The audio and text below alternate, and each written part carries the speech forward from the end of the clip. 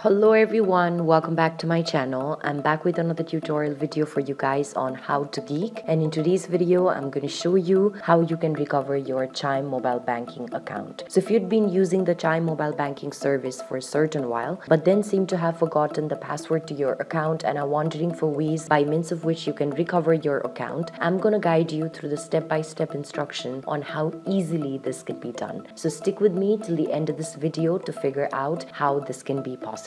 For this, first of all, open up the Chime mobile banking app on your mobile device. As you open up the app, you will land on an interface that looks like this. Tap on the login button in order to begin your recovery process. As you tap on the login button, you can see here that you'll have to enter your email address and your password in order to begin logging into your account. But since you've forgotten the password, tap on the need help option below the password option. After you tap on the need help option, it's going to ask you what exactly are you having problem or trouble logging in with. So here there are two options, that is I forgot my password and I forgot my email address. I'm going to tap on I forgot my password. After tapping on I forgot my password, the interface will slowly begin to load and you'll be directed towards an interface where you'll have to give them your email address that you had previously used in order to sign up for your account. So in this section, enter your email address, and for even more secure verification, you'll also have to enter the last 4 digits of your social security